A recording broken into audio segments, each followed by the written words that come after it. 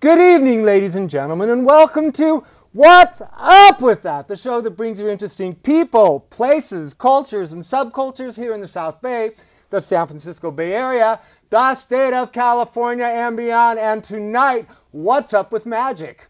What is magic? And how does one learn the skill of magic? Well, let me tell you a story.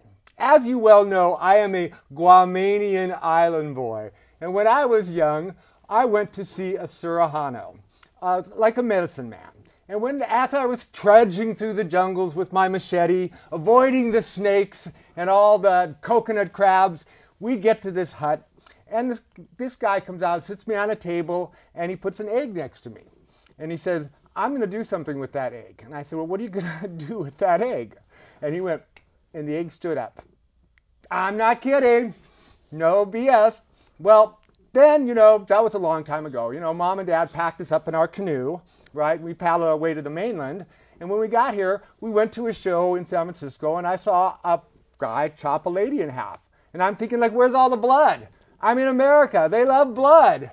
What's going on here? Well, anyways, tonight we're going to learn a lot about magic from a local magician, expert magician. Please welcome Mark Sanders to the show. Hello. How you doing, Mark? Very What's good. up, brother? How you been? I've been great. Good. All right, so let's start with magic. What is magic? Wow, magic. That's such an easy question, huh? It is. It's a very broad question. I guess the type of magic we're talking about tonight is the art of illusion. It's creating the impossible with normal objects, sort of bending reality and the laws of physics and stuff like that for people's entertainment and joy. Mm-hmm. And what's the history of magic? The history of magic, it goes way back, talking, Egyptians, there's pictures inside the Egyptian walls and tombs and stuff of, Egyptians performing magic, and it dates back, thousands and thousands of years. Some of the tricks that were invented, that long ago are still being performed today, such as the cups of balls effect and so on. Right. So how did you get actually interested in magic? What was the allure to you? The allure, it's pretty much the same as every child when they get into magic, because everyone usually gets into magic when at some age when they're younger because it interests them. For me, it was a magic set I got for Christmas, and that kind of just stuck with me. And one of those little like $10 ones. From no, I was the nice one from Toys R Us for Christmas. Yeah, it was. You got the deluxe one. I got the deluxe one, right? Yeah. It was nice. No, and that's how I got into magic. Had more than 2 dice, right? So, what is it about magic that interests you? I mean, what is it that's exciting about it? I think it's the just really being able to entertain people and do something that people don't really understand. When you perform magic and you're entertaining an audience, it's kind of weird because the audience knows they're being lied to, but you're still selling them a lie, but for their benefit, for their joy, and it's very interesting to to do that and see people's reactions, and you really feed off of that, and it's something special. Yeah. Well, I mean, it was really funny because we had a magician come to my classroom, right? And unfortunately, he set up his stand right in front of a giant mirror. Oh my. Uh-oh, that spells trouble. Well, the kids didn't see it, but all the parents, it was really funny actually. Anyways, that's neither here nor there. So I was talking a little bit in my intro about like tribal magic. So what's the difference between conventional magic and the kind of magic that like I would describe? In terms of the one you gave earlier, the little thing. The egg thing. I mean, I think. Or is that magic? Well, it's a pretty bold line because some people believe what I am is an entertainer magician, which a lot of people are. We don't claim to be able to do the impossible for real. It's all just an illusion. It's all sleight of hand and rehearsed pattern stuff like that. And then I think some people in villages and stuff like that, like medicine men, maybe be able to possess the power to, perform miracles. Wouldn't it be cool if a magician possessed the power to do that and be a Wouldn't that be nice? You wouldn't have to rehearse or anything. You could just pretend that, boom, and the flowers are there, and that'd be nice. Yeah. So, when you think of like great magicians, the ones, I mean, Copperfield. I don't want to be giving you. How many years do you think they have had to go through training to get to where they are? Years. It takes almost You know, people start when they're very young. All the big magicians, Lance Burton, Rick Thomas, David Copperfield, the list goes on. They start, you know, when they're very young, and you have to be, you know, so dedicated in it to, you know, to get where you want to be. And it's not so much as how much, you know, how much time you put in. It's all about the dedication and the you know, the quality of that, you know, to really become a great magician. It takes years and years and years before you can really, you know, have enough to put on a huge show in Las Vegas or something like that. So what was the first trick you learned? The first trick was the trick I was talking about before, the classic of magic that's been around for years and years that the Egyptians used to do, and it's all over the world, is the cups and balls effect. It's very simple. You have 3 cups laid out on a table, and there's 3 balls, and you put a ball on top of the cup, and the balls pass through the cups one by one, and that is pretty much the effect. And there's variations, and what's great is you can go all around the world to any country, India, Germany, you know, places around the globe, and do this effect, and everyone, magicians all around the world will know this effect because it's so popular, and it's the absolute classic of magic. It's really a symbol of magic. Last time I saw a trick like that was in Hungary when they had 3 shells and you have to try to guess where the thing right, is. it's the same, and that was built off of that concept. Yeah, it's the little 3-shell game. That was $200 later. Oh, that's the getting swindled on the streets there. Yeah, with the Hungarian lady right? saying, "Don't do it! Don't do it! Don't do it!" I said, "I don't speak Hungarian. I don't know what you're talking about." Those con artists. Okay, so practice, all right? Yes. Practice, right? Right, absolutely. And in front of a live audience, just not a mirror, you know, because if you practice in front of a mirror all the time, which is good for a while, and you get into an audience, you get used to there being a mirror, then you're just kind of like, ah. So who are your practice victims? Oh my gosh, the family. The family, the relatives, the friends. They're all like, "Don't bring Mark out." Oh my gosh, yeah, no. But my parents, you know, the family and everyone was great. You know, my dad used to come home from work at night when I was younger, when I was first doing magic, and he used to be there at the dinner table, and he would always, you know, give me his attention. Same with everyone in the family, to let me practice and do effects and stuff, and that was really great. You know. "Dad, let me make your steak disappear." Right here, just close your eyes. I just close your eyes. Where did it go? I don't know. Okay, so we're going to look at some footage, some in-studio footage that we shot here tonight of you doing a couple tricks, and we will awe our viewers. So check it out. This is Mark Sanders doing some of his stuff. He does it really well. You're going to like it. Poof. Growing up, magic wasn't my only hobby.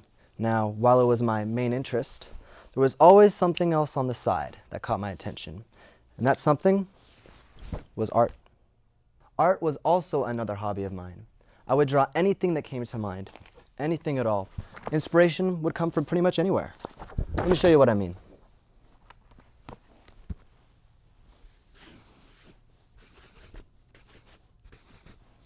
And now, the art just needs a name.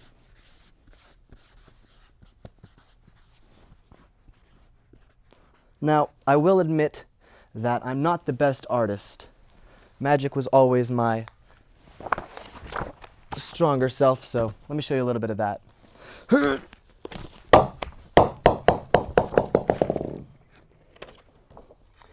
Amazing, huh?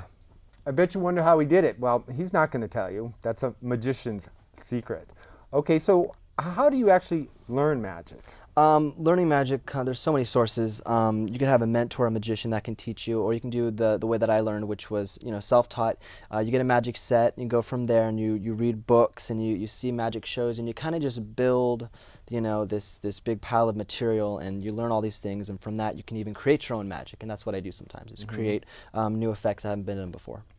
And when you're learning magic, what's going through your mind? I mean, what are you trying to accomplish?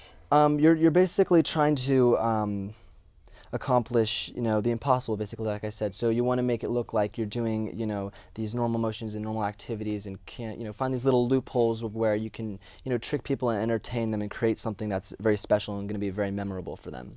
Is there like a degree of difficulty that you challenge yourself to? Absolutely. You know, there's some effects that are, you know, pretty easy to perform that are sometimes self-working, you know, but that require a lot of presentation. And other times stuff like sleight of hand, which I'll be doing a little bit for you of, is a lot more difficult, it's a lot more technical, and takes a few more years of practice to do. Okay, well, let's see a trick. I'll show you something now. As a magician, of course, I'm going to show you a card trick, something simple. Now, of course, what's the first thing you do with a deck of cards? Is you Shuffle it. before that, you take the cards out of the case. Am I right? You take the cards out of the case just like that. Okay. And it comes right out. And it's really convenient because the case goes right to the pocket, so that's nice. And I remember we were talking earlier about. Why don't you do that again and let them see the. All right, I'll show them this. So, we were talking earlier about what's good for the camera in terms of colors and stuff. I didn't know if a blue deck would look so good, so I brought a red deck. Let me see if I can do this for you right here, right there. Do you see that? Whoa. Isn't that nice? The only problem is now they're two different colors and it's kind of I'll try something. Have you ever seen anyone do a card trick before? Yeah. Before? Okay, so grab the marker for me. Grab that marker. Okay. And pick a card, any card. You can use your hand, or you can use the marker. Just touch one. Anyone? That one right there. Take the card out. Okay. Okay, I'm going to turn the other way. I don't want to see the card. Go ahead and look at it. Okay. Show it to the camera if you want. All right, you got that? All right, I'm coming back around. Now what I'd like you to do is go ahead and actually write your name across the card. I'm going to make it personal. Here? Yep, go ahead and write your name across the card. On the red side? No, on the face of the card, right there. Okay. Otherwise, I make your card a little easy to find, and then All right, very good. Okay. All right, perfect. Just stick it in there. Awesome. Okey-doke. I'm going to recap the marker. All right, now this is very simple to do. Just watch. I'm going to make your card magically come to the top. Are you ready? I am. Watch very carefully. Just like that. Did you see it go? No. No, you didn't see it go? Uh-uh. Are you sure? All right, watch again. Just like that. Did you see it go? Mm-mm. No? Sure, watch. Was that your... That's not your card, is it? No. It's not. You have the signature. I'm sorry. So what was the name of your card again? Do you remember? It has your name on it, though. Let's see if we can find it here. It's not anywhere in the deck. That must mean... That right there? That's it. Is that it? That's pretty cool. Whoa, that's pretty cool. Pops right back to the top. So there you go. That's some Full sleight of B. hand right there. Thank you. Ah, ooh, that's cool. Very good. So how long did it take you to practice that? I've been doing that one for a few years now. So you start slow and you show it to a few family members, and then friends, and then for people on the street. I like that one because you kind of threw me off. I thought A little bit because you thought I thought you made a boo boo. That's the trick right there. You think you got me in that. I was like, I got him in a sweat here going on. Nothing worse than when you mess up on TV, huh? Right. Okay, so what's like one of the most difficult? Because we were talking about practice. Okay? Right. Most difficult tricks that you've learned to do. That I've learned to do. Do we call it magic trick? Yeah, you can call it a trick. It's or an effect or a piece of magic, whatever you like. Piece of art. Piece of art. There you go. That's also a great way to put it. Yeah. Wow, the hardest one. Wow, because there's so many different levels and different things. For me, the hardest is sleight of hand, because it's very small and up close in your face, and you have to be able to manipulate the cards and kind of create something that's impossible. It's a lot of difficulty because there's just so many little moves that are going on, and if you knew the real motions that are going on underneath everything, it's very complicated to learn. Yeah. Well, I mean, I have kind of a funny little aside here. When we had the magician and he pulled a rabbit out of his hat, right? My darling little kid said, "Well, how do you do that? Doesn't the rabbit like poop in your hair?" Clever. Well, you got. I mean, that's the way a little kid processes magic, right? Okay, so equipment. What kind of equipment do you need? For magic, wow. I've seen magicians come in, like even the ones that come to convention, they have a lot of equipment. Oh yeah. It depends on what you're doing. Close-up magicians that are walk-around magicians usually carry just a deck of cards and a pen like that, and they'll go around and they can do tricks for hours just with simple props like a deck of cards. And then of course you have your big Las Vegas magicians, you're called illusionists, and they have the big boxes and the big tricks and the lighting and all the dancing showgirls that put on a really big spectacle. And the 8 semi-trucks, right? Right, touring. It's on all the flight cases and all that. To dream, huh? Right, isn't it? One day. To dream. Okay, so you brought up a good, actually a good lead into another question. So what is the difference between a magician and an illusionist? Very common question. I think if you ask a magician, they'll say, that's not really, you know, a difference between the two. I guess sometimes magicians want to be, you know, referred to as an illusionist because it sounds a lot, you know, bolder and more spectacle. But technically, I would call an illusionist, you know, someone that does the big illusions, stage illusions, because that's what they're called. You know, the big stuff, and then I guess magicians could do smaller stuff. But it's a very crisscrossy, you know, type of thing. So you could refer to a magician as either or. Okay, so tricks. What are some of your favorite tricks? Favorite tricks to do. I had this illusion I used to do with a friend in high school, where it was an illusion. This is the illusion, and there'd be the curtains would open on stage, and there'd be these 3 swords, and I'd put the girl on top of the swords, on the tips of these swords, and she'd be balancing there, and everyone would think, you know, oh wow, that's really good. And then one by one, removing the swords until she's left on her neck, balanced by one, suspended in midair. That's one of my favorites that I used to do all the time. And my other favorite is the bowling ball trick that we just watched. Is another favorite. That was very cool. I must say that was very cool. So I saw a trick, okay, with a magician, and he had put 2 chairs out and had like a board here. It had one of my students laid on the. I don't want to, like, you know, you to have to tell me any magician's secrets here, but you know, he was going under and stuff, and he just pulled out the chair, and the board just was hanging there. Right. And it was just 2 chairs from my classroom, so he didn't bring in any like special chairs. What's up with that? That is some magic right there. That's some true magic right there. That's like some, isn't it? That's like some Surahara stuff here. Right, I was like, we're looking for the egg. Right. Looking for the wires above top and stuff. Yeah, I was like, okay. I mean, I was, you know. I don't know. It's the mirrors. It's all the smoke and mirrors. Okay. So, do you ever use any assistants in your magic? Yeah, sometimes. Normally, when I'm doing shows for clients for smaller gigs, it's just me, and I bring my one-man show with me. But when I'm doing larger stuff like the stage illusion with the swords, I have an assistant for that. But I think I'm gonna get the assistants when, you know, the big flashy stuff comes on for the big stage shows. So yeah. So the assistants will have to wait. No. Right? You don't have the ones walking around? No, not yet, not yet. No? Not yet. So, okay, so tell me what a typical gig is like. So you show up, okay, you come out, you introduce yourself. Right. As, what do you introduce yourself as? Normally there's always usually someone that'll do the introduction or something, or I'll, you know, say, hello, my name is Mark Sanders, I'm a magician, and then I go in my whole bit. But the gigs are always so different. You know, I've done gigs at restaurants and stuff. I've done gigs at places where the people don't speak English. I did a show for like a Vietnamese audience because I was doing a fundraiser for them. I was part of their thing for charity, and I had a translator there. And I'm doing this bit, and she's, you know, she's translating and all that, and right, and that's good because a lot of my stuff is you know, talking to understand the tricks. And I look over, and halfway through the act, she's gone, and so I'm still doing my show, and I'm like, well, where'd she go? Does anyone know what's going on here? But the applause kept coming, so you know, I think it was okay. But it's really fun to do that for people. Yeah. So. Okay, so you're in restaurants, you've done birthday parties? Birthday parties, library shows. I'll go around San Jose in the Bay Area and do shows at different libraries, schools, just pretty much anywhere. Okay. All right. Okay, so now we're going to look at some footage of you when you were a little bit younger. Okay, and why don't you explain where this is taking place and give us a little backstory. Yeah, this is a little montage I made back in high school when people would try to hire me. They would be like, "Oh, do you have a little video of yourself?" So every year I would I'd film myself all the shows I was doing, and I'd make a little montage, kind of like a little promo to promote myself, and I'd send that out. And so this is a clip from some shows I did in high school of talent shows, parties and stuff that I've done, and it's all kind of put together in one little bundle. All righty. All right.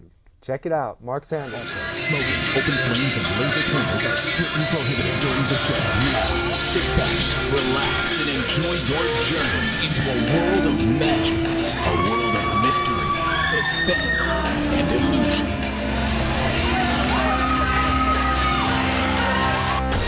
That's a good trick. I have a question. Have you ever done magic before? Good. I did a little taekwondo myself.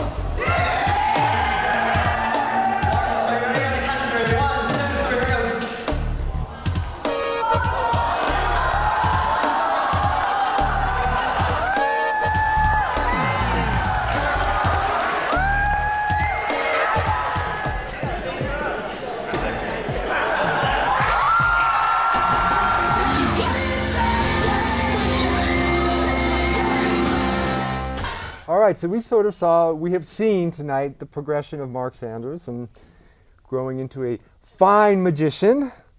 One day to see up there in Las Vegas along with Copperfield and Right. making millions of dollars with all the flashy dancing girls. Right, and, right, soon yeah, tigers, Right, lions, can't forget about the Bengal elephants. tigers, right? Why, yeah, I mean, they're so friendly in Vegas, the whole aren't they? zoo. We'll do the whole zoo. Yeah, let's just do the whole zoo, yeah. Okay, so, I always like the human interest side because life is unpredictable. It is, very Correct? much so. Okay, so we're going to start with, these are standard What's Up questions that I Okay. always like to know. All right. At what point did you think you did your absolute best performance ever? My best performance. All right, now that one would be the first show I ever did for a large audience, and this was in middle school, and it was the biggest audience that I've ever Middle school? in middle school, and this was the biggest audience I'd ever done, and I was terrified during like desperate dress rehearsals. I couldn't, my hands were shaking so bad I couldn't handle my props.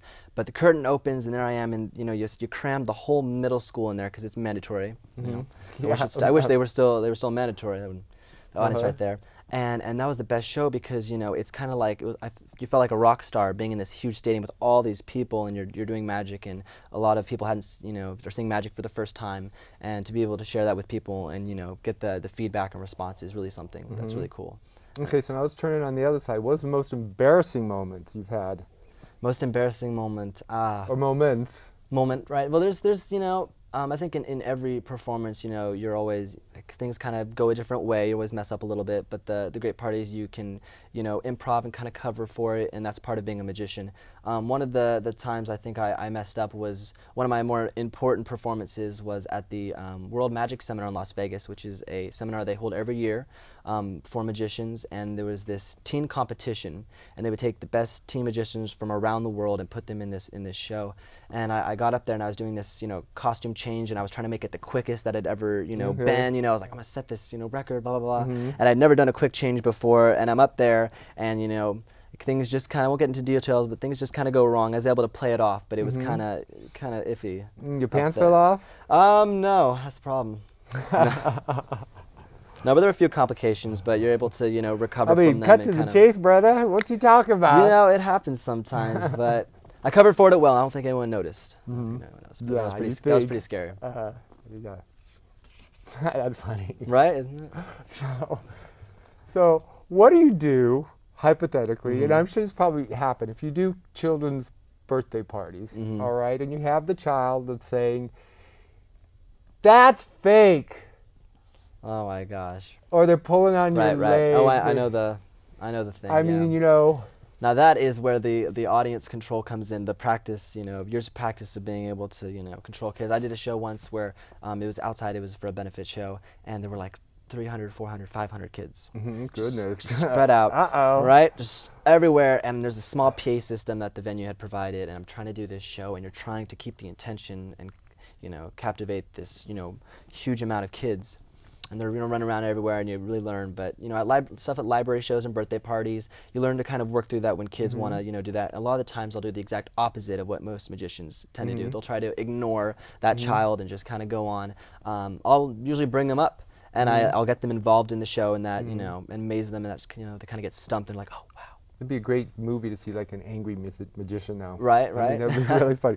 Okay, so you have another trick you want to show us? I do. I have something now. I'm going to need to borrow something, something that is near and dear to everyone. Do you have any money, some paper? I do. You do? Ah, very convenient. Oh, somebody got a 20. Sweet. The larger the bill, the funnier the trick. Okay. So if you could go ahead and write your name across the bill. It's okay. If you take it to the bank, they'll give you a new one. All right. They'll give you. I promise you, I do it all the time. Okay. You do it all the time? I do it all the time. Across the front? He's looking around like, oh, I'm going to get in trouble for this. Yeah, right across the front. I was doing it small.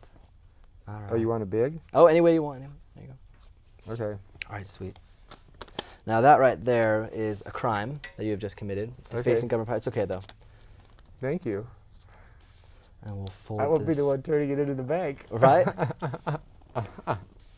Oh, I think it's hinting that you might have borrowed Prison's a borrowed horrible 20. place to go to, isn't it? Right, isn't it? Uh-huh. It's okay though. So what I'd like you to do is, a lot of times magicians don't want to, people don't want to give magicians their money, just because they're, just in case something happens. I do have here with me some emergency cash. Okay. just in case. So if anything happens to your money, this will be right here. So I'm going to set this aside right here, Okay. just in case. And I'd like you to do is go ahead and grab my wrist for me, Okay. just like that. And let's see if I can do this with the bill. Finger by finger. Just like that. Let go. Whoa. It's not up the sleeves. Check that out. And this is usually the part where I run away and you never see me again, and I just take off with your money. This is what happens on the streets, right? When they're scamming you and stuff, is they'll run away. But this time, I told you that just in case if anything You bad. mean there's scammer magicians?